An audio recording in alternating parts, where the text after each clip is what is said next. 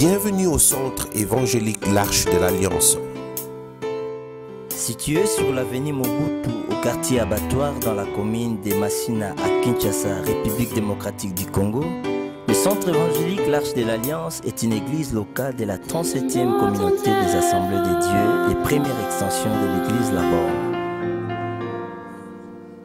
Il est dirigé par son serviteur, le pasteur Israël Sembeloela.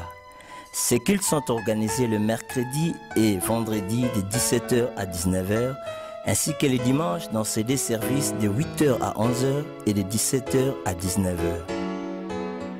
Sa vision, c'est la mission qui a pour tâche l'évangélisation, l'implantation, la formation et le développement de tout homme et de tout l'homme. Si le Christ vous a franchi, vous serez réellement libre. Jésus-Christ t'aime et continue à t'aimer. Il t'attend pour te faire grâce. Je crois en Jésus. Je crois qu'il est le Fils de Dieu. Je crois qu'il est mort et ressuscité. Ces chants, je ne sais pas si j'ai bien prononcé les noms, Mbii et Myriam Nzakula Mbii. C'est les couples Mbii là, il peut s'élever avec l'enfant, avancer. Le deuxième enfant à présenter, il s'appelle Ophraël Lofalanga, âgé de 3 mois. On n'a pas indiqué le sexe de l'enfant. Il vient du couple Israël Lofalanga et puis Dimoloki Lofalanga. Si le couple Lofalanga est là, il peut aussi s'élever et avancer avec l'enfant. Le troisième enfant à présenter nous vient du couple Inanga, je crois. Et notre enfant s'appelle Jésus Inanga Lohata, du sexe masculin, âgé de 3 mois, par les couples Anissé Lohata Inanga et la sœur Bienvenue Matondo Inanga. Si les couples Inanga est là, il peut aussi s'élever et avancer avec l'enfant à présenter au Seigneur.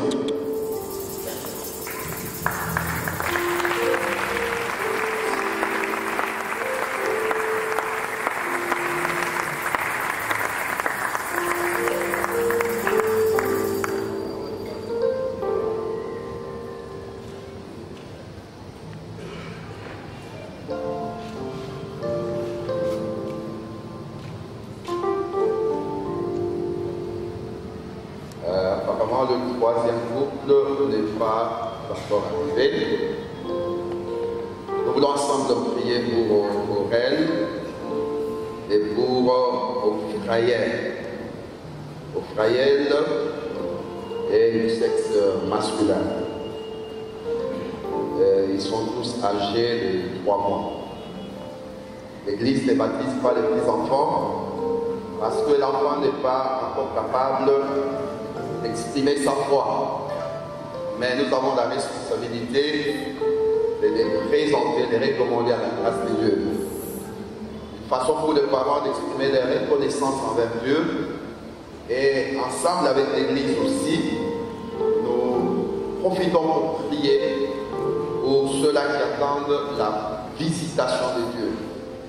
Ainsi, sans plus tarder, nous pouvons incliner nos têtes dans la prière. Prions pour tous ces enfants.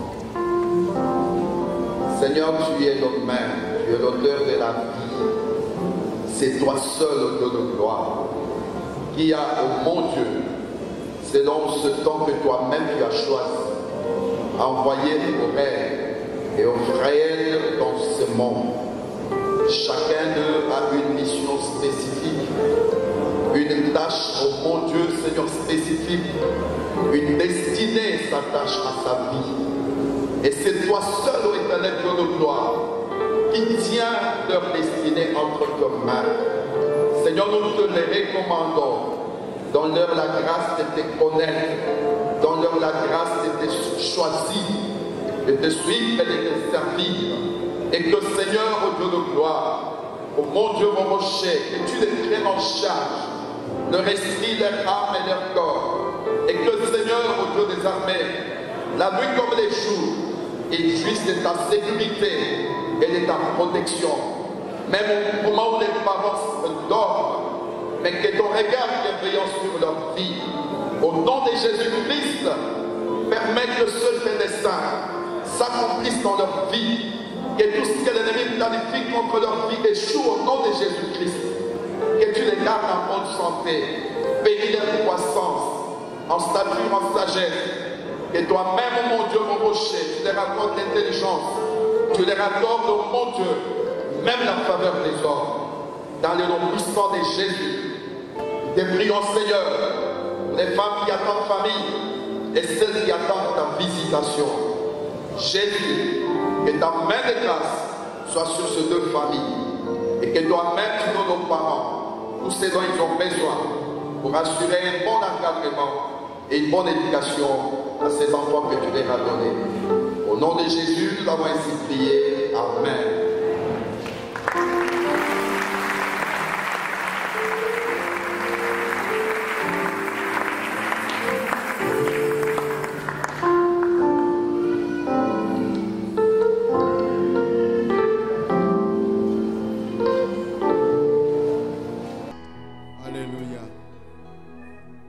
Seigneur, c'est toi qui as conquis nos cœurs. Alléluia.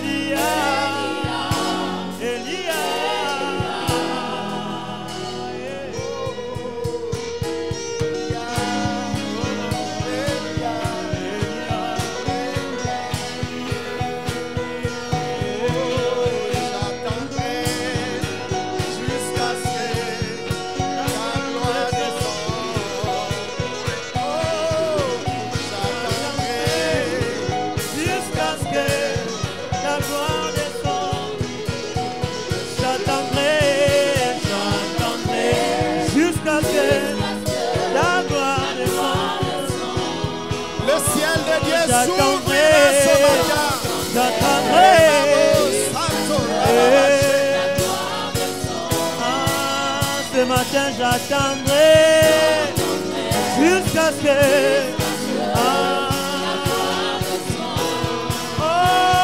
j'attendrai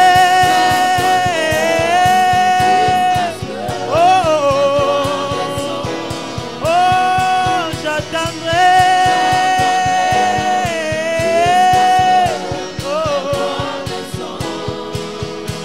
Bien-aimé, il y a une grande gloire de Dieu en cet endroit. La main de Dieu est en ce lieu ce matin. S'il ne te touche pas, touche la main de Dieu. Si la main de Dieu ne t'atteint pas, touche-le. Car ce matin, le Seigneur est au point de changer l'histoire de quelqu'un. La grande grâce de Dieu est là. Le ciel est ouvert sur l'arche ce matin. Alléluia, alléluia. J'attendrai jusqu'à ce que la gloire descende. Seigneur, je veux te voir à l'œuvre. Rababo Santo Rababache. Erima Sakamandosa. Santiro Babasheke Bayaka. Rebaba Santo. Alléluia. Merci Jésus. Rebaba Santo. La pluie de Dieu, la pluie de Dieu, la pluie de Dieu.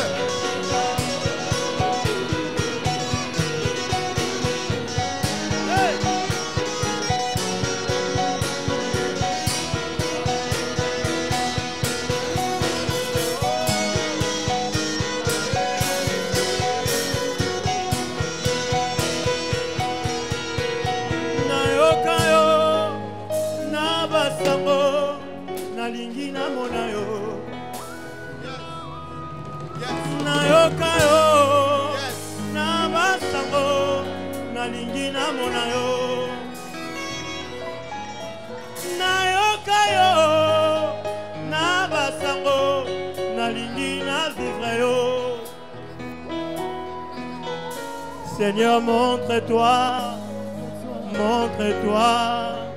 tel que tu es. Seigneur, montre-toi. Seigneur, montre-toi tel que tu es. Ce matin, montre-toi. Seigneur, montre-toi. Oh, montre-toi tel que tu es. Seigneur, ce matin, montre-toi. Montre-toi. Oh, tel que tu es. Na basango nalingi na vivre yo Yahweh. Na yoka yo na prédication Yahweh nalingi na mona yo. Ma vie dépend de toi Yahweh. Ma vie attend de toi Yahweh, la révélation de Dieu. Oh.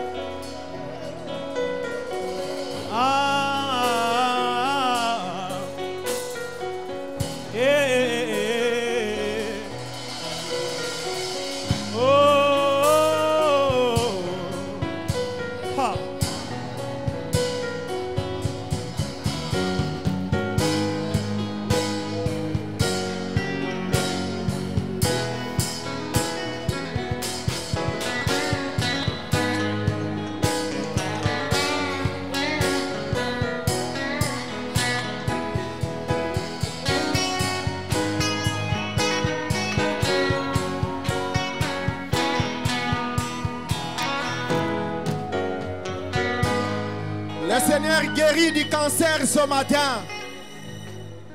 Il guérit le rhumatisme ce matin. Il libère quelqu'un d'une maladie incurable ce matin. Recevez la grâce de Dieu, recevez la grâce. Shariko Bayaka Mando Santa. Reçois la grâce de Dieu, le Seigneur touche. Il est là dans sa maison ce matin. Il est là, la pluie de Dieu tombe en cet endroit.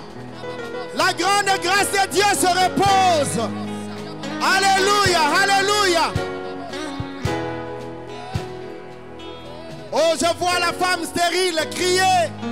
Crier de joie, la femme stérile. Crier de joie, car le Seigneur te visite ce matin. Reçois la grâce de Dieu ce matin.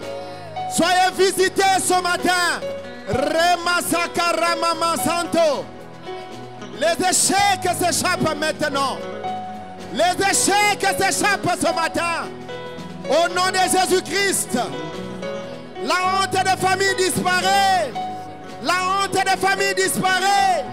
La honte de famille disparaît. La malédiction disparaît. La malédiction disparaît. Au nom de Jésus-Christ. Reçois la grâce. Shariko Baba Santo. Rekamana Santa Rababa Sheke. Oriamana Santa Raboshe. Seigneur, merci pour ta main. Merci pour ta main de grâce. Ne soyez pas distraits. Le Seigneur est en train de libérer des vies ce matin. La grande pluie de Dieu circule maintenant. Et il libère, il libère, il libère, il libère, il libère, il libère. Oh, si quelqu'un tombe, laissez-les tomber, laissez-les tomber. Si quelqu'un touche, laissez-les, laissez-les. Car la puissance de Dieu est dans sa maison. Shariko Bayakabara Santo. Il touche au fond, il touche au fond. Il touche au centre. Il touche là-haut, il touche. Il touche. Il touche. Rebaba Santo. Rababa Sheke Mandoska. Soyez touchés, soyez touchés. Alléluia, alléluia. Merci Seigneur. Agis, ouais.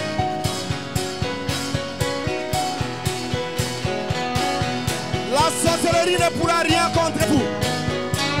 La parole de malédiction est annulée. Au nom de Jésus, recevez la grâce. Recevez la grâce. Shariko Baba Santo. Merci Seigneur. Merci Seigneur. Alléluia. Restons calmes, que les instruments se taisent. Car le Seigneur touche lui-même. Il touche. Il touche. Il touche. Il touche. Les myomes disparaissent. Les kystes disparaissent. Au nom de Jésus. Au nom de Jésus. Alléluia. Alléluia. Le ciel de Dieu s'ouvre sur toi ce matin. Les yeux de Dieu sont sur toi. Et le ciel s'ouvre. S'ouvre maintenant sur toi. S'ouvre. S'ouvre sur toi. Bien-aimé, tu peux sentir comme une pluie qui t'attrape maintenant. C'est la visitation de Dieu. Tu peux sentir comme une goutte de pluie sur toi. C'est la visitation de Dieu. Reçois.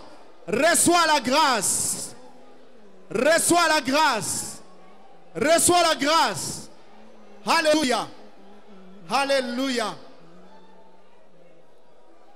Merci Seigneur.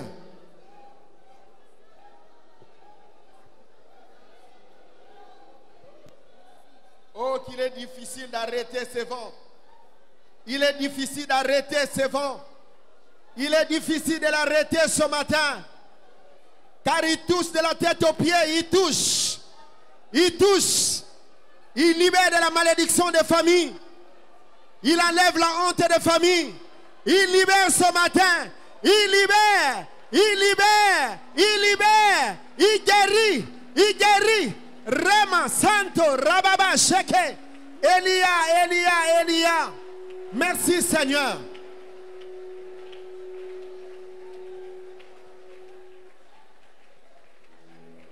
Acclamons-le, acclamons-le, acclamons-le bien.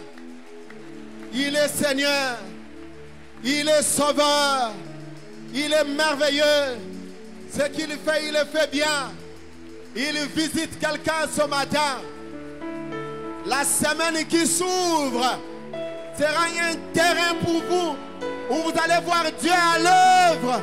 Vous saurez qu'il est Dieu, qu'il est puissant. Il enlèvera votre honte.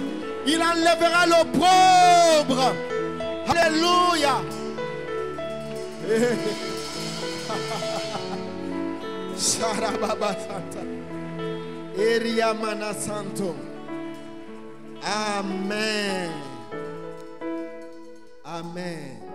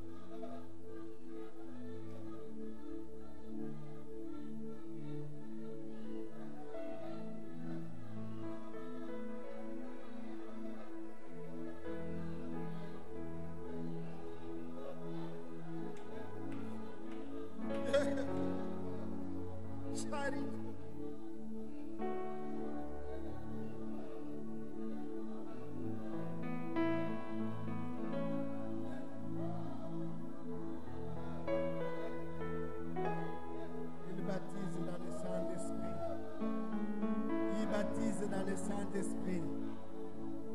Oui. Merci Seigneur. Merci Seigneur.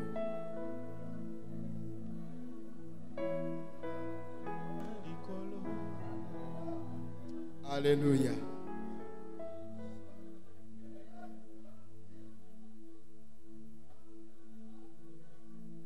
Alléluia.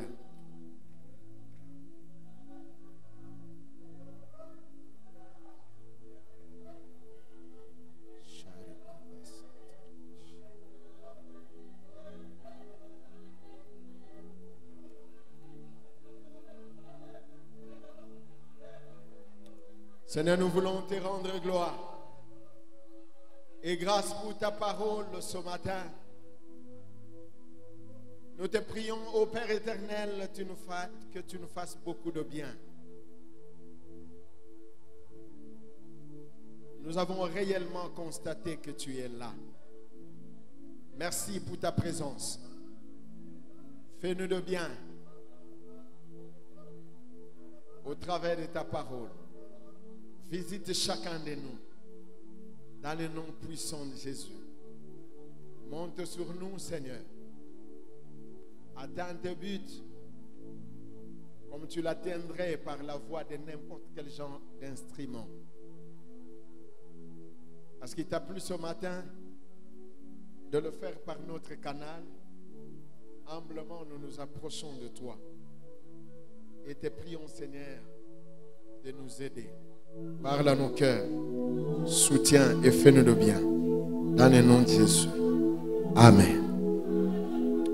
La Bible dit, l'esprit des prophètes est soumis aux prophètes.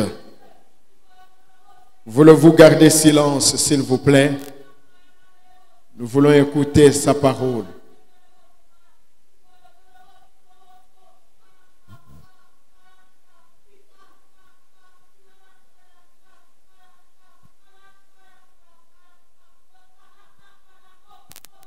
Prenons nos Bibles. Matthieu au chapitre 24. L'esprit des prophètes est soumis aux prophètes. Matthieu 24, à partir du verset 36. La Bible dit, pour ce qui est du jour et de l'heure,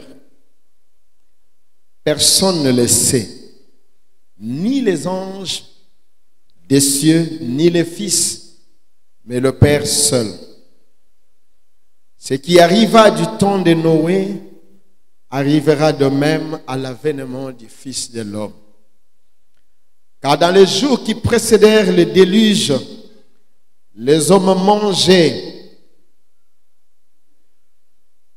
et buvaient, se mariaient et mariaient leurs enfants, jusqu'au jour où Noé entra dans l'arche.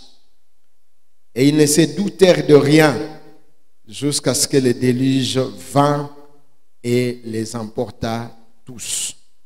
Il en sera de même à l'avènement du Fils de l'homme. Amen. Jean au chapitre 14.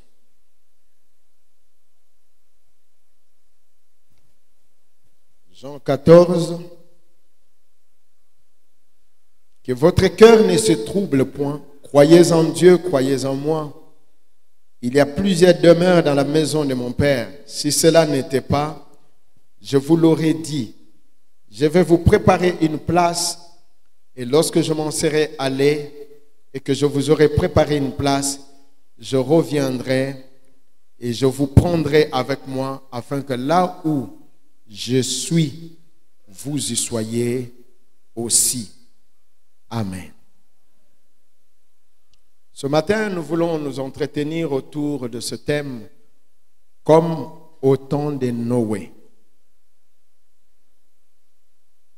Comme au temps de Noé.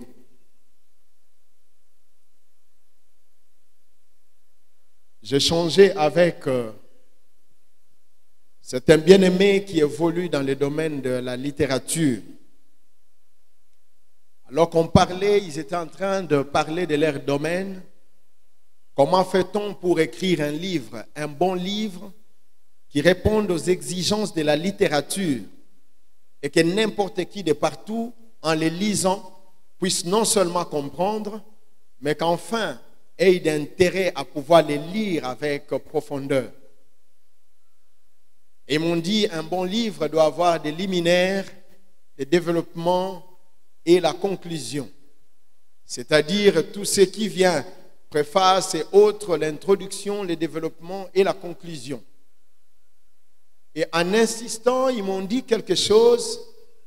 Pourquoi il y a deux grandes parties du livre qui sont plus importantes. La première partie, c'est l'introduction. Et la deuxième partie, c'est la conclusion. Ils m'ont dit le développement peut arriver à quelqu'un de pouvoir le louper ou rater une étape dans le développement. Mais lorsque le livre a été bien écrit, avec une bonne introduction et une très bonne conclusion, ces deux grandes parties peuvent vous aider à faire un rattrapage. Il arrive des fois, j'ai cette Bible il y a quelques semaines, quand j'essaye de lire, de faire défiler des feuilles, je trouve que d'autres feuilles sont encore attachées les unes avec les autres. Et ça peut faire que je puisse passer tout le temps à vouloir m'assurer que je n'ai raté aucune page. Et souvent, on y va voir la page. Je suis dans 530, donc là, si c'est 540, c'est qu'il y a d'autres feuilles dedans. Je veux m'assurer. Alors, il peut arriver qu'une feuille soit attachée à l'autre, vous ratez un détail.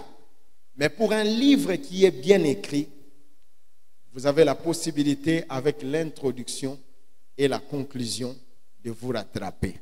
Parce qu'il va vous dire, en quelques mots, l'essentiel de ce qu'il y a dans le développement.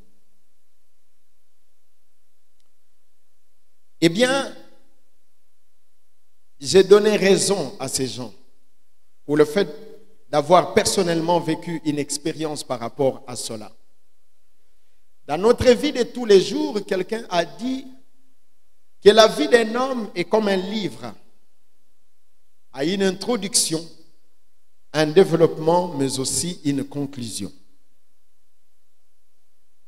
De sorte que certaines étapes de notre vie, nous pouvons rater, mais si nous n'avons pas eu une bonne introduction, l'introduction pour la vie d'un homme, comme nous l'avons entendu avec des belles phrases en cet endroit, des formulations très bien en forme de maxime pour dire, je ne saurais pas rappeler ça, répéter ça correctement, c'est que l'homme commence à exister à partir du jour où il a pris conscience du but pour lequel il existe.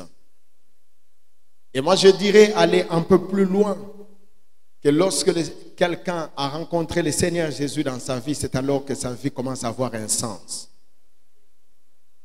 Et c'est cela pour un vrai croyant, l'introduction de sa vie. Nous pouvons être dans ce monde, évoluant dans le monde, mais il y a aussi notre grande partie, c'est comment vous finissez cette vie que vous avez déjà commencée, pourtant bien. Voilà pourquoi la Bible dit, celui qui persévérera jusqu'à la fin sera sauvé. Ceci, le cas de le dire, d'aucuns pensent que lorsqu'ils ont cru, c'est un courant. Des pensées ou de foi qui croient que lorsqu'on a reçu Jésus dans sa vie, c'est fini. On peut vivre comme on veut, c'est fini, on est déjà sauvé. Lorsqu'on a reçu Jésus, on est sauvé, mais on doit travailler sur son salut. C'est maintenir dans Matthieu 24, le verset 13, la Bible dit, celui qui persévérera jusqu'à la fin sera sauvé. Ça veut dire que dans l'entretemps, vous pouvez perdre pédale et perdre le salut aussi au niveau de votre développement et vous donnant ainsi la difficulté de ne pas bien finir votre parcours. Il y a des pages de notre vie, souvent nous ignorons. que moi j'appelle la page oubliée ou ignorée du livre. Il y a plusieurs événements dans la vie dont on n'a nullement connaissance. Par exemple, la mort. Nul ne sait exactement quand est-ce que ça peut intervenir dans sa vie.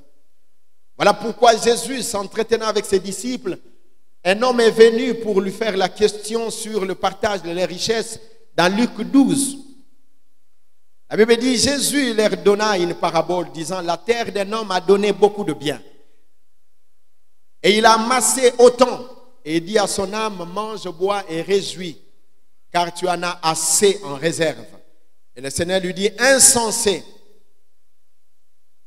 ton âme te sera redemandée cette nuit. Pour qui sera-t-il ou restera-t-il tout au bien? À qui? Et le Seigneur de dire, la vie d'un homme ne dépend pas de ses biens, fut-il dans l'abondance.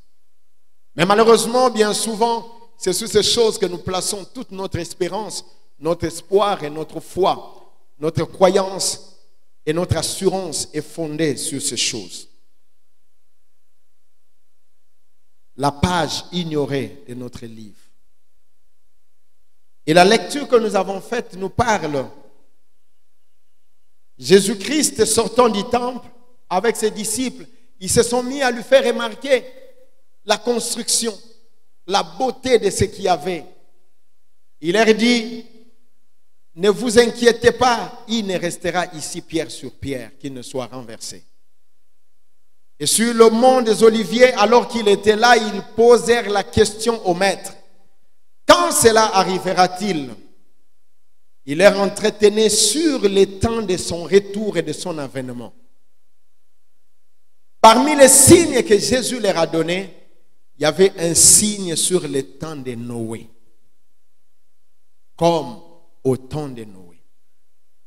Et ce matin, bien-aimés, je voudrais que nous puissions nous entretenir autour de ce thème. Attirer notre attention sur cet aspect des choses. Laissez-moi vous dire, bien-aimés, Dieu est tellement fidèle. Je me rappelle autant de fois que nous sortons en dehors de la maison, qu'il s'agisse de la ville ou à l'extérieur. Quand vous rentrez, vous avez à cœur de pouvoir apprêter quelque chose pour vos enfants. Et malheureusement, certaines fois, ils ne les demandent même pas. Mais nous-mêmes, nous pensons leur apporter quelque chose. Bien-aimé, Dieu que nous servons dit ceci, si méchant que vous êtes, vous savez donner de bonnes choses à vos enfants. Lorsque vous les demandez, à combien plus forte raison votre Père Céleste ne vous donnera pas le Saint-Esprit? Ceci comme pour dire, si nous avons soin et nous avons à cœur le sort de nos enfants, Dieu peut en avoir plus que nous, car c'est lui qui nous a créés. Il prend soin de nous, il nous connaît, il est fidèle. Alors, ça c'est une interpellation pour quelqu'un qui jusqu'ici est en train de lutter, de s'agiter pour les choses de ce monde, pour une voiture, pour une maison. Bien-aimé, le Seigneur n'a rien contre ces choses. Mais Dieu voudrait que lorsque nous les avons, que nous ayons la seule signification ou compréhension que ce sont des outils de Dieu à notre possession pour accomplir le but pour lequel Dieu nous a voulu sur cette terre. Pas plus que ça. Ça ne peut jamais être l'objet de frimes. Oh, je me rappelle de quelques images que j'ai vues il y a quelques jours. On a montré un homme qui était rempli d'argent, rempli de biens. Il pouvait avoir autant d'avions, même lorsqu'il ne pouvait pas se retrouver seul dans tous ces avions en même temps. Autant de voitures. Dieu n'a rien contre ces choses. Mais pourvu qu'on comprenne, qu'on sache mettre cela au profit des bouts pour lesquels Dieu vous a voulu sur cette terre. Ces choses sont parties. Comme pour se consoler, on l'a amené dans les cercueils. On a pris juste des choses dont il avait l'habitude de se parer. Des bijoux et toutes formes de choses. Vous savez, souvent, lorsqu'un homme perd sa personnalité, il perd l'essentiel de sa vie, il veut rattraper cela à travers les aspects extérieurs.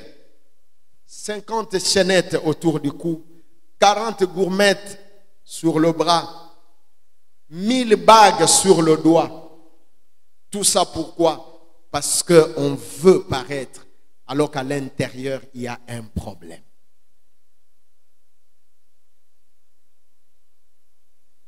À ce temps de Noé, la Bible dit, comme c'était le temps de Noé, il en sera de même au temps des fils de l'homme. Qu'est-ce qui s'est passé au temps de Noé? Alors que Jésus leur parlait de ce qui allait arriver à ce temps de la fin.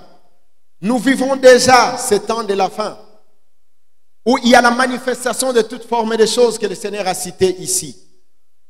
Et lorsqu'il leur parla du temps de Noé, il est intéressant ce matin que nous comprenions qu'est-ce qui s'est passé au temps de Noé. Le Seigneur a pris cet exemple en parlant du temps de Noé comme une grande référence, une comparaison établie pour asseoir son enseignement à ses disciples. Le Seigneur qui avait fait la promesse dans Jean 14 que nous avons lu 1 à 2, il dit, après ce temps, il y aura un autre temps qui va arriver. Moi, je m'en vais vous préparer une place. Et je reviendrai pour vous prendre, de sorte que là où je suis, vous y soyez aussi. Bien-aimés, que de distractions aujourd'hui, autour des maisons, autour du matériel. Les bien-aimés peuvent nous aider avec ce son, il n'est pas bon. Que de distractions autour du matériel. Que de distractions autour de tout ce que nous faisons. Voilà pourquoi le Seigneur pouvait dire, en ce temps-là, les hommes se préoccupaient de manger, de boire, de se marier et marier leurs enfants. Est-ce qu'il y avait du mal à boire, à manger, à se marier? Rien du tout. Et vous allez remarquer même en notre temps, il y a beaucoup et beaucoup de mariages. Comparativement à l'époque de Noé, beaucoup de mariages. Mais lorsque le Seigneur parlait du mariage, il ne s'agit pas forcément de mariage du genre que nous vivons aujourd'hui. Mais c'est le mariage avec exagération. Des choses que nous sommes en train de vivre aujourd'hui. Nous sommes témoins de cela. Bien-aimés, je voudrais ce matin attirer notre attention. Le Seigneur est en train de vouloir parler à quelqu'un ce matin pour lui dire, réveillez-vous. Réveillez-vous, vous qui dormez. Je me rappelle, il y a un moment ici dans cette ville où même les hommes de Dieu pouvaient se refuser certains luxes pour plus d'intimité, de profondeur avec le Seigneur. Aujourd'hui, ces choses ont beaucoup changé. Bien-aimés, les temps qui viennent, ne serez pas étonnés. Ne soyez pas étonnés. Parce que nous le voyons déjà sous d'autres cieux. Nous verrons dans certaines églises, certains pasteurs devenir les femmes des autres pasteurs des autres églises. Ces choses ont déjà commencé ailleurs et vont devoir aller croissant. Et le Seigneur veut attirer notre attention ce matin.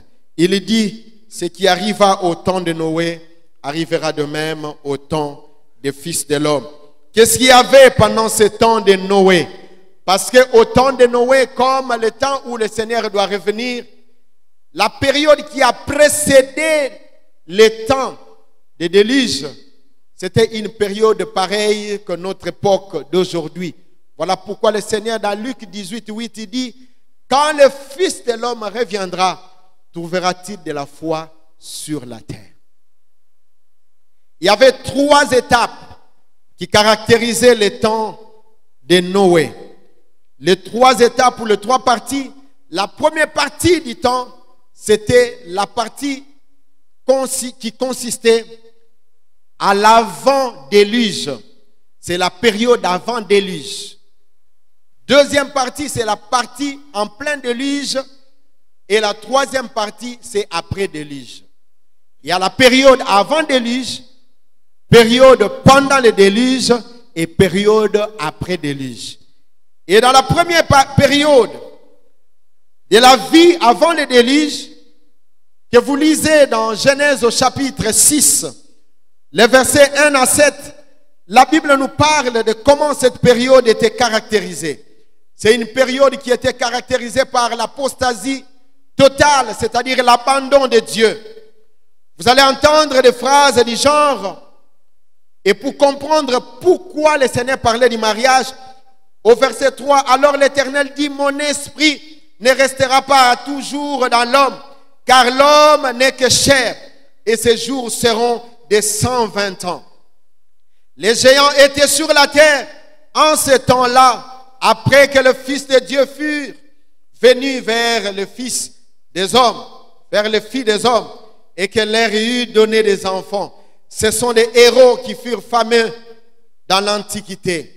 L'Éternel vit que la méchanceté des hommes était grande sur la terre et que toutes les pensées de leur cœur se portaient chaque jour uniquement vers le mal. L'Éternel se répand d'avoir fait l'homme sur la terre et il fut affligé à son cœur.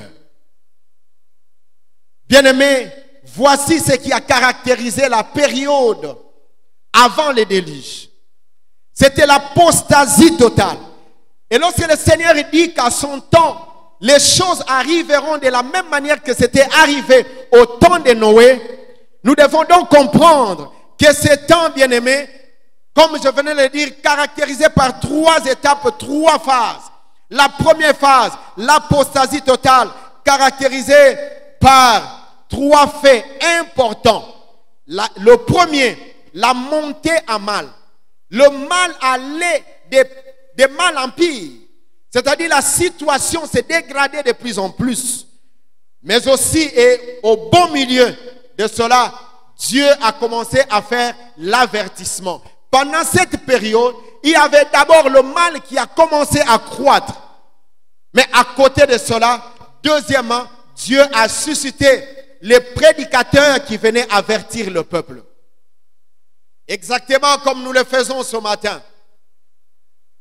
Et pendant cette période, nous voyons un homme comme Enoch qui était élevé par le Seigneur comme prédicateur, le prophète de ce temps, pour prévenir les hommes sur les jugements de Dieu qui devaient s'abattre sur la terre. Lorsque vous lisez dans Genèse au chapitre 5, vous allez voir qu'Enoch est sorti. La Bible dit Enoch avait un fils du nom de Mathusélah. Et lorsqu'il a eu son fils, il commença à marcher avec l'Éternel. Pourquoi cette incise? Avant, où était-il pour marcher avec l'Éternel? L'expression marcher avec l'Éternel veut simplement dire obéir à la voix de Dieu et à sa parole. Il a commencé à obéir à la voix de Dieu et à marcher avec Dieu. Enoch. Et pourquoi cela? Parce que dans le nom de son fils, Dieu avait caché une grande révélation que le monde n'a pas perçue. Et c'est Jude 14 qui vient nous révéler ce message. Parce que Jude dit, c'est aussi pour eux qu'Enoch, le 7e après Adam, a prophétisé. Or, dans Genèse 5, on ne voit nullement aucune trace où Enoch était vu comme prophète. Les écrits d'Enoch en tant que prophète, c'est Jude qui nous les révèle ici. Et pourquoi? Parce qu'à son temps, Dieu disait à Enoch, ce que je t'ai révélé va devoir s'accomplir lorsque ton fils mourra. C'est ça la signification du nom de Methusélah. Car la Bible dit, lorsque il mourra, cela arrivera. Et c'est comme ça que vous allez voir à la 900e, 69 ans d'année de Methusélah, qui correspondait à la 600e année de Noé. Methusélah va mourir et le déluge va devoir venir. Il y avait déjà des avertissements. Methusélah, Enoch parlait aux gens, faites attention, le déluge arrive. Personne ne pouvait comprendre cela. Noé lui-même, en tant que prédicateur de la justice, il a été élevé par le Seigneur pour parler de son temps, mais personne n'a écouté. avertissement, mais troisièmement, il y avait la grâce pendant cette période-là. Il y avait d'un côté la montée du mal, il y avait l'avertissement du Seigneur sur les jugements qui allaient s'abattre, mais le Seigneur a ouvert aussi une porte pour la grâce. Exactement comme notre temps d'aujourd'hui. Bien-aimé, j'aimerais dire à quelqu'un qui se trouve en cet endroit, les gens de l'époque de Noé, la Bible dit, ils ne faisaient pas cas de cela. C'est-à-dire, ils ignoraient totalement. Ils refusaient de comprendre, encore que pendant ce temps, ils n'avaient pas encore plu. Et pour eux, ils prenaient ces messages comme un mensonge, une farce, alors qu'il y avait une grande vérité dans cela. J'aimerais dire à quelqu'un, le Seigneur Jésus qui est venu, qui nous a laissé le Saint-Esprit, reviendra nous chercher. Et c'est lui qui l'a dit dans Jean 14 que nous avons lu. Bien-aimé, il reviendra. Et il reviendra certainement. Aujourd'hui, certains prédicateurs ont commencé à mépriser cette promesse. Vous allez voir même certaines personnes dire, vous me parlez de bientôt, c'est le bientôt de Jésus ou c'est le bientôt du dictionnaire.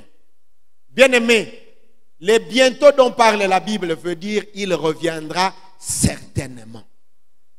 Et il va revenir. Ne soyons pas comme au temps de Noé, où les gens ont entendu que le déluge viendra, mais ils n'ont pas voulu croire en cela. Et ils ont été surpris. Bien-aimés, je voudrais attirer notre attention, nous qui passons tout notre temps aujourd'hui, à des fables, à des choses inutiles. Venez recevoir, bien-aimés, je vous dis la vérité, vous n'avez pas besoin que quelqu'un crie du haut de la chair pour que Dieu qui est au ciel puisse vous entendre et comprendre les besoins auxquels vous faites face. Non, car il dit, votre Père sait exactement ce dont vous avez besoin. Il vous les donnera. Je ne peux pas passer toute une semaine dans un séminaire pour qu'on me dise que c'est ici où je viendrai trouver le visa. C'est ici que je viendrai trouver les billets pour aller en Europe. Alors que ceux qui sont aux États-Unis, ils vont en Europe, ils n'ont pas besoin de prier. Ils n'ont pas besoin d'aller faire des jeûnes. Ils n'ont pas besoin d'aller faire 40 jours et 40 nuits. Quel contraste. Bien-aimés, marchez avec le Seigneur. Craignez Dieu à son temps. S'il veut que vous alliez aux États-Unis, il ouvrira la porte pour vous. Voilà pourquoi certaines personnes, par le copisme, le mimétisme, ils prennent leurs enfants à 3 ans, 2 ans. Ils vont les expatrier, les laissant en Europe. Bien-aimés, laissez-moi vous dire, les Blancs ont la capacité en un seul jour de faire d'un garçon une fille et d'une fille un garçon. Êtes-vous sûr de veiller sur l'éducation de vos enfants alors que vous les lâchez comme cela? Le Seigneur veut ce matin vous dire, il ne s'agit pas de faire les choses comme l'ami a fait. Parce que les amis, au lieu de travail, ont commencé à faire expatrier, amener leurs enfants ailleurs. Oui, c'est vrai, il y a de l'éducation. Mais à côté de cette éducation, il y a aussi une éducation tordue qui détruit des valeurs et les valeurs spirituelles. Et nous devons faire beaucoup attention à ces choses. Le Seigneur veut attirer notre attention sur cela. Ce matin, il veut que nous soyons prudents. Nous soyons avertis. Que nous soyons avertis. Mais il a ouvert la brèche pour la grâce. La grâce, il va dire, Noé trouva grâce. C'est dans cette période que Noé a trouvé grâce. Mais lorsqu'il trouva grâce, Dieu lui dit, fais-toi une arche. Tu te feras une arche au verset 14 de Genèse 6. Mais il dit ceci, tu la feras, mais tu ne la feras pas comme tu veux. Tu vas la faire avec le bois de gopher. Quelqu'un dit gopher. Avec du bois de gopher. Et il commence à lui donner des dimensions. Bien-aimé, l'arche de l'alliance, c'était un moyen de protection. C'était un moyen de sécurité. Au-delà de tout, à côté de la sécurité, c'était aussi un moyen de jugement que Dieu avait établi pour les nations, pour les hommes, les impies qui ne connaissaient pas le Seigneur. Mais pour bâtir l'arche qui soit capable de pouvoir contenir des vies à être protégées, l'arche devait être faite avec le bois de gopher. Bien-aimé, Dieu a demandé plus tard le bois d'acacia pour faire l'arche de l'alliance. Mais pour l'arche ici, le Seigneur avait besoin du bois de gopher. Pas plus que ça, le bois de gopher. Bien-aimé, vous avez bâti votre vie avec un semblant de l'arche qui est fait en or, alors que Dieu cherche l'arche qui est faite en bois de gopher. Vous avez peut-être eu plus d'avance en allant un peu plus loin pour aller trouver le bois d'acacia pour faire l'arche. Mais le Seigneur a besoin non pas de l'arche faite avec le bois d'acacia, mais avec le bois de gopher. Sur quoi êtes-vous bâti? Sur quoi avez-vous bâti votre vie? Sur quoi, bien-aimé? Car lorsque la vraie arche partira, la vôtre sera engloutie. Certaines personnes ont bâti leur vie sur des voitures et sur des maisons, sur des voyages et sur toute forme de choses, du matérialisme à outrance. D'autres personnes ne jurent que sur leur mariage. D'autres, c'est sur leur emploi. Il n'y a que ça. Et selon vous, c'est cela qui vous donne de la différence par rapport à d'autres. J'aimerais vous dire, ça c'est une arche faite soit en or ou à un autre bois, mais pas au bois de gopher. Car le bois de gopher a la résistance face à l'eau et il peut permettre de créer l'étanchéité pour que l'eau ne s'infiltre pas dans l'arche. Bien-aimés, sur quoi êtes-vous bâtis ce matin? Avez-vous une relation que vous entretenez, sur laquelle vous comptez et vous dites, si aujourd'hui j'ai lâché cela, je serai foutu? J'aimerais te dire, si tu manques quelque chose sur lequel placer tes pieds, cours vers l'arche qui est faite en bois de gopher. Et le Seigneur te protégera la vie. Pendant ce temps, il y a eu cela. La montée du mal, c'était essentiellement la convoitise sexuelle. À travers l'homosexualité. Bien-aimé, aujourd'hui, on entend parler de ça. Il y a un pasteur qui était dans son église rempli de monde. Et un jour, après un culte, il voit un homme venir. Et il rentre dans son bureau. Il lui parle, il dit, pasteur, je vais m'entretenir avec toi. Cet homme avait beaucoup d'argent. Et il dit à ce pasteur, si tu veux aller loin et partir partout dans le monde, voici ce que je te propose. Accepte que je te courtise, que tu couches avec moi. Le pasteur regarde, il dit, ça ne va pas, non? Il regarde, il dit, mais comment tu peux me dire ça? C'était un homme devant lui. Il a refusé, il refuse. Et puis cet homme entre sa main dans sa poche, il sort une carte de service. Il lui remet, il dit, le jour où tu seras intéressé, cherche-moi. Il est parti. Le lendemain, l'église était vidée de monde. Et lorsqu'il a mis du temps, priant le Seigneur, pendant des mois et des mois, il est venu se rendre compte que toute l'église et une grande partie, à 90%, c'était des homosexuels. Ils ont dit, comme il n'a pas accepté, nous partons. C'était des hommes et des femmes à double cime. Une expression très fréquente ici dans la ville de Kinshasa. Un téléphone à double SIM, mais aussi les hommes à double SIM. Chombo, il y a 2 SIM. Ils sont partis et c'est cela qui s'est passé à l'époque de Noé.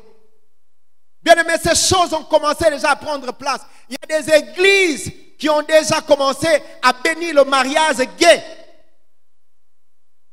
Où irons-nous, bien aimés? J'aimerais vous dire que l'arche est déjà au rendez-vous. Nous devons faire attention. L'arche est encore au sol. Vous devez apprendre, bien aimés, à courir vers l'arche. Car le temps qui viendra, ce sera le temps dur et compliqué pour cette terre. L'homosexualité, l'échangisme. Vous allez trouver ça dans les dictionnaires. C'est une pratique qui était à l'époque, même aujourd'hui on le voit. Du reste, lorsque vous lisez 1 Corinthiens 5, le verset 1er, vous allez voir l'expression Pas le mot lui, mais l'esprit de cela. Apôtre Paul dit ceci.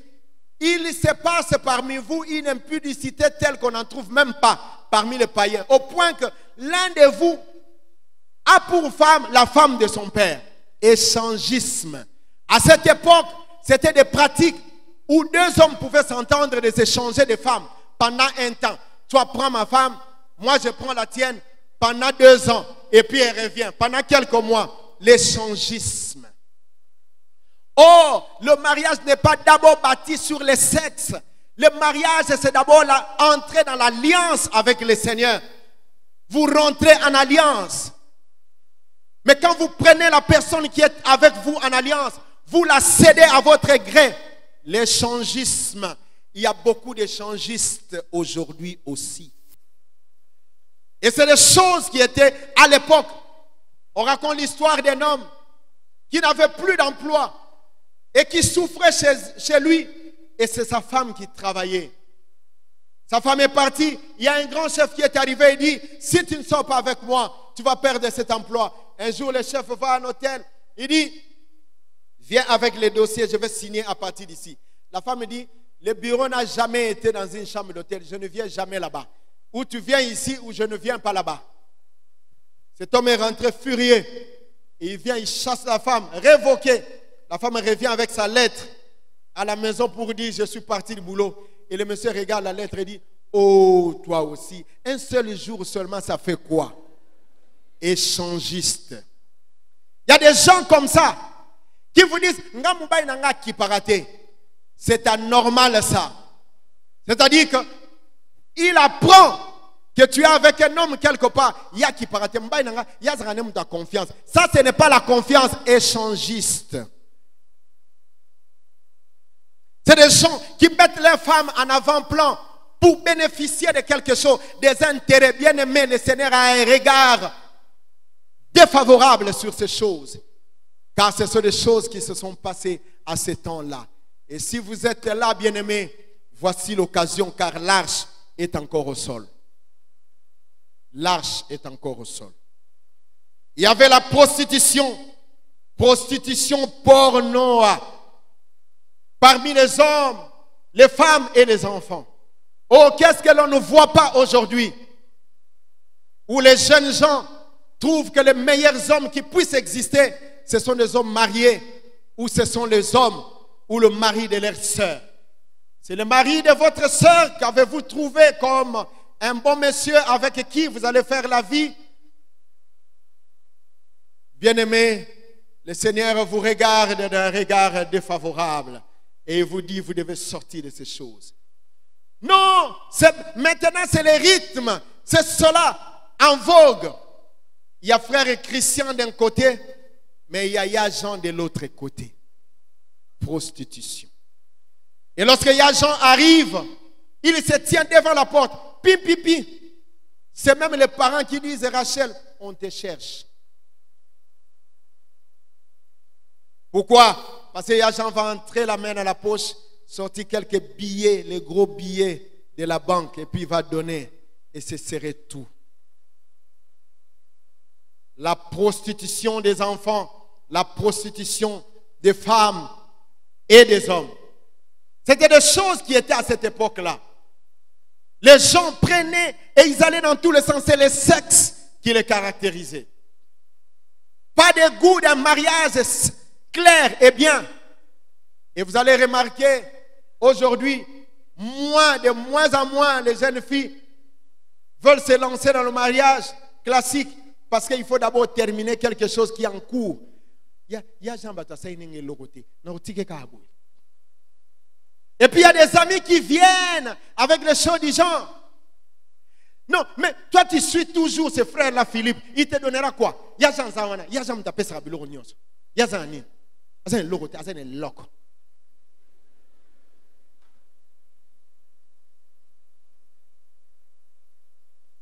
c'est ça qui caractérise plusieurs aujourd'hui. Et les jeunes gens, pour eux, ils ont choisi de pouvoir devenir des gigolos, allant travailler sur des femmes mariées, ainsi de suite, et tirer profit de ce genre de choses. Bien aimés, c'était des choses de cette époque que le Seigneur ne voulait pas. D'où l'expression de Jésus, ils se mariaient et mariaient leurs enfants. Il y avait la montée du mal, mais il y avait aussi la violence, la méchanceté, à travers les tueries, les manques d'amour. Bien aimé, il y avait point d'amour. Voilà pourquoi le Seigneur dit dans Matthieu 24, 12, puisque l'iniquité se sera accrue, la charité du plus grand nombre se refroidira. Bien aimé, nous sommes arrivés au point où l'amour a commencé à refroidir. Plus d'amour. On raconte l'histoire d'un homme avec son ami. Ils étaient tous des hommes d'affaires. Et l'un est tombé dans les affaires. Il n'avait plus rien. Mais il est arrivé un temps où son ami dans ses affaires, il a décidé de pouvoir le soutenir avec 50 000 $ pour le relancer.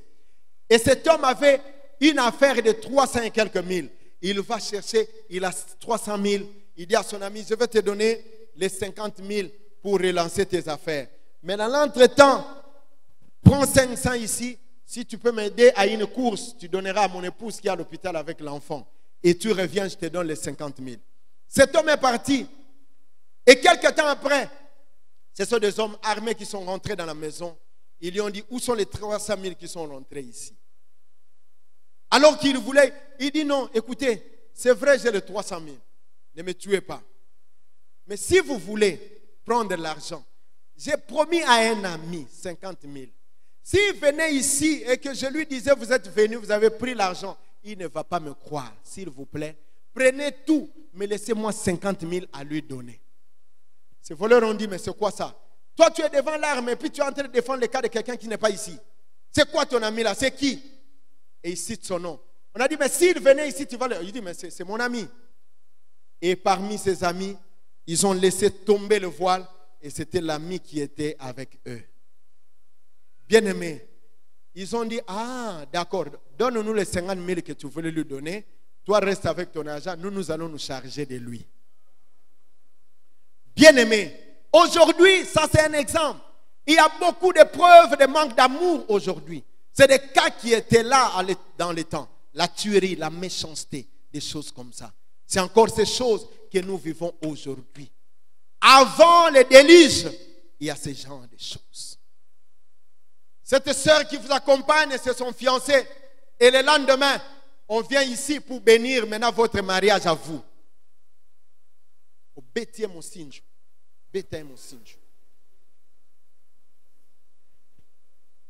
Je ne sais pas si le mot a changé. Ça fait quelques années que j'ai entendu ça.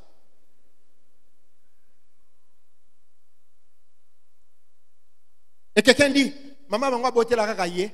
Mba kitoko bokaka na yo mutu moko. Eko simbate. Eko simbate. Méchanceté, manque d'amour.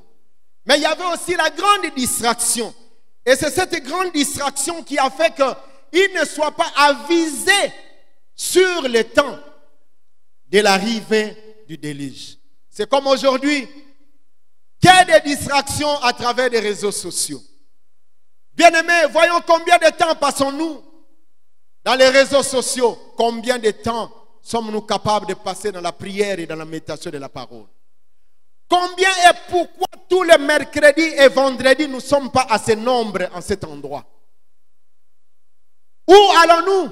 Où sommes-nous? Distraction.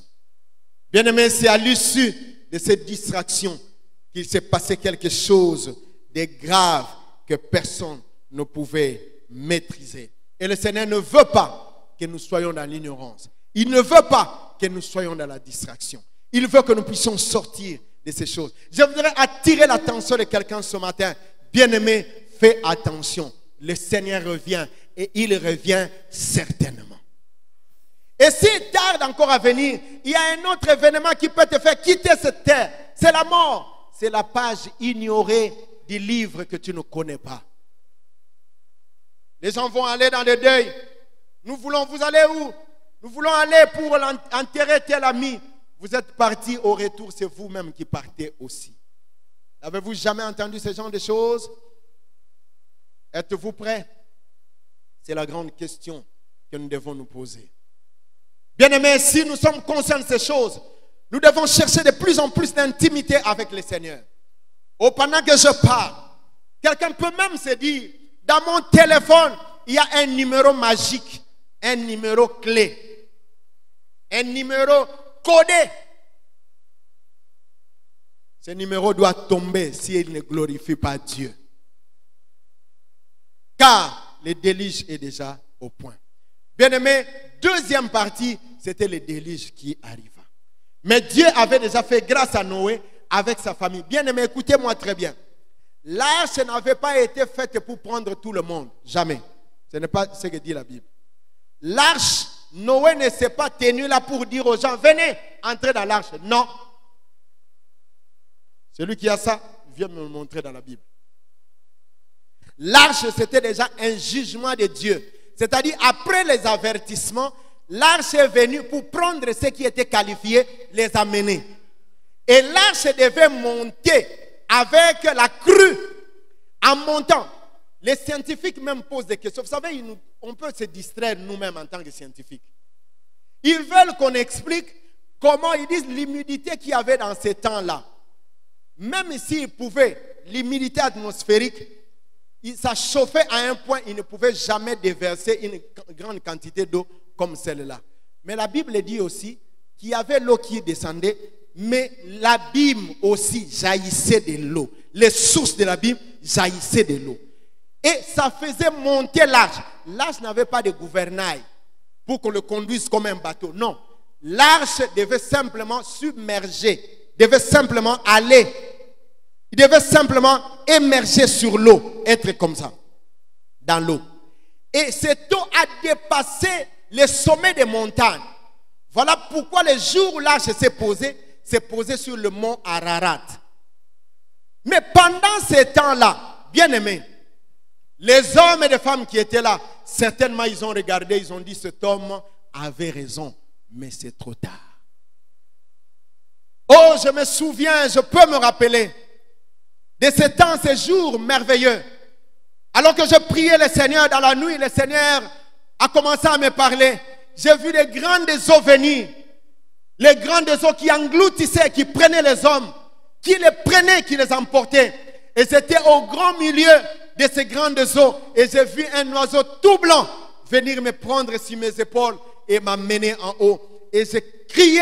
Le Seigneur me dit, prêche sur ces choses. Bien-aimés, j'aimerais que vous soyez conscients de ces choses. Le Seigneur reviendra. À un temps que nous ne connaissons pas, nous ne maîtrisons pas. Faisons beaucoup attention. Oh, cette maman qui entretient ses activités au coin avec son argent, comme au temps de Noé, il peut être sûr de là où il a placé son argent. Mais lorsque le déluge arrive, bien-aimés, et vous et l'argent, vous partez. Oh, cet homme qui entretient une boutique au coin de l'avenue et qui devient pour lui un appui de se servir de toutes les filles du quartier. Je vois encore cet homme. Lorsque le déluge arrive, il regarde comme ça, il dit, cet homme avait vraiment raison, mais c'est trop tard. Je vois cet homme qui travaille dans une grande société de la place, bardé de véhicules. Le déluge arrivait, il a son véhicule, il regarde, il dit, oh, cet homme avait raison, mais c'est trop tard. Quelqu'un dira, ce pasteur parlait ce matin-là. Je n'avais pas écouté. Oh, c'est trop tard. Bien-aimés, nous ne voulons pas que ça soit tard pour quelqu'un. Nous ne voulons pas que ça soit tard pour vous. Il est l'heure pour vous de prendre la décision, car l'arche est encore au sol. Lorsque l'arche va monter, ce serait fini. Bien-aimés, retenez une chose. Noé n'a pas fermé la porte de l'arche. C'est Dieu qui a fermé la porte de l'arche. Lorsque l'arche sera fermée, quelque chose que Dieu a fermé, aucun homme n'a le pouvoir de pouvoir ouvrir cela. La porte qui mène au ciel se trouve ici sur la terre. Si vous ne l'avez pas reconnue sur la terre, vous ne la reconnaîtrez plus jamais. Bien-aimés, nous avons besoin d'entrer dans l'arche pendant qu'il est encore au sol. Pendant qu'il est encore au sol. Mais pour entrer dans l'arche, vous n'avez pas besoin de votre propre provision. Car dans l'arche, il y a déjà une provision. Car Dieu a dit à Noé, tu prendras de tout ce qu'on mange, les aliments pour servir de provision dans l'arche. Parce que la provision de l'arche ne dépend pas de vous qui entrez dans l'arche. Noé s'est déjà occupé de cela. Ne vous posez pas de questions. Avec quoi j'entrerai dans l'arche? D'abord, rencontrer le Seigneur. L'arche est encore sur le sol et vous attend. L'arche est encore sur le sol. Bien-aimés, vous qui clochez des deux côtés, Élie a dit, jusqu'à quand clocherez-vous des deux côtés? Si l'Éternel est Dieu, venez après lui. Si c'est Baal, allez après Baal. Vous qui avez encore des gens que vous avez retenus dans votre cœur. Oh, je vois cet homme, cette femme qui dit, Nganaye, Egosila, Nganaye Tinasuka. Et si avec des verbes et des façons, des expressions bizarres que j'ai appris dernièrement, Nganaye Tinali Fobo. Bien-aimés, avec ça dans votre cœur, l'arche est déjà là. Mais lorsque l'arche va monter, avec ça, vous irez dans l'eau. Vous serez emportés. Et le Seigneur dit ce matin qu'il vous appelle. Il vous appelle. Il vous appelle à rentrer dans l'arche. Il vous appelle à rentrer dans l'arche.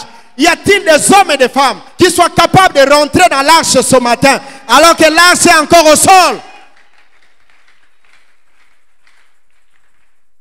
Il nous appelle à l'entrée dans l'arche.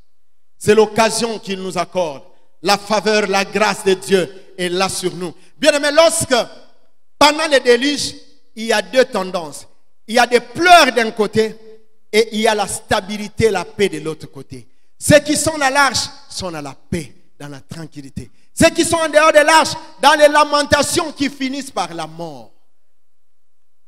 Oh, vous qui êtes là, je puis voir ce jeune homme qui sait bien s'habiller, qui s'habille très bien. Tchoubi, tchoubi. Des expressions comme ça. Les gars qui viennent tout le temps au coin de l'avenue. Vous qui tchoubez, bien là, je vous dis, l'arche est au sol. L'arche est au sol.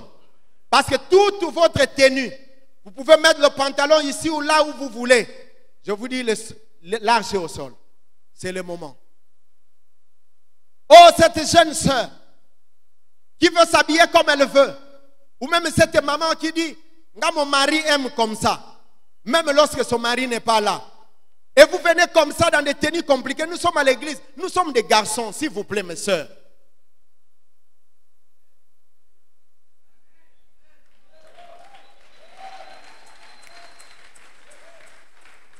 L'arche est au sol. Dis à ton voisin, l'arche est au sol.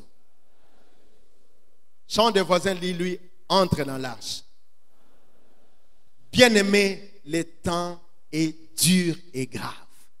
Il y aura une démarcation. Et après l'arche, bien-aimé, après le déluge, vient une restauration de vie et la continuité d'existence, la refondation de l'existence. Retenons ces choses. Bien-aimé, l'arche est encore au sol. Une jeune fille, pour finir, croyait trop sur sa beauté. Il avait l'arche qui était faite de l'or ou du bois qui n'était pas le bois de Gopha. Cette fille très jolie de son quartier. Les hommes venaient de véhicules qui faisaient le défilé. Au point qu'un homme peut venir là, sachant qu'il y a un autre homme qui est là-bas, il attend. Il attend. Et quand il sort le véhicule, lui entre. Et une maman, une vieille dame, était son amie. Il appelle un jour et lui dit, tu sais, il faut faire attention avec ta vie. Fais l'avertissement.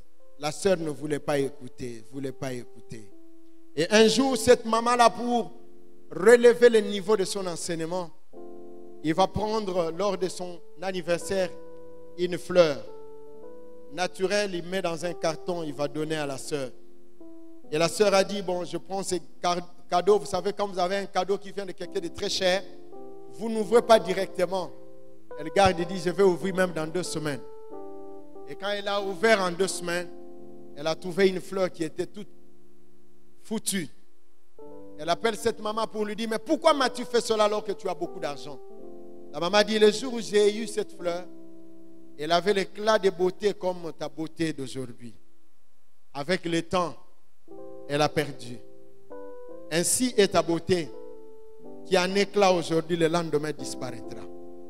Lorsque l'âge partira, il n'y aura plus de moyens de restauration. Bien-aimé, avant que l'âge ne parte, nous te supplions. Si vous avez la paix à faire avec le Seigneur, dans votre conduite, tout ce que vous faites, voici l'occasion que le Seigneur vous donne. Il ne suffit pas simplement d'être prédicateur. Il ne suffit pas d'être pasteur. Il ne suffit pas d'avoir un diplôme de théologie. Car aujourd'hui, bien-aimés, les gens peuvent se cacher derrière ces choses. Je puis me souvenir, je puis même m'imaginer qu'à ce temps, il y avait des hommes qui prétendaient, eux, avoir des relations avec Dieu. Mais lorsque l'âge est parti, ils n'étaient pas dedans. Bien-aimés, l'âge est encore là. Le Seigneur vous appelle.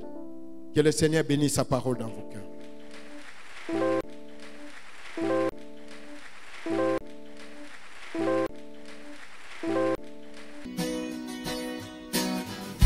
Je crois en Jésus.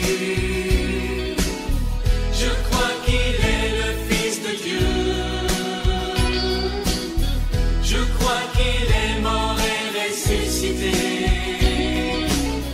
Je crois qu'il a payé pour tout. Et je crois qu'il est ici, présent au milieu de nous,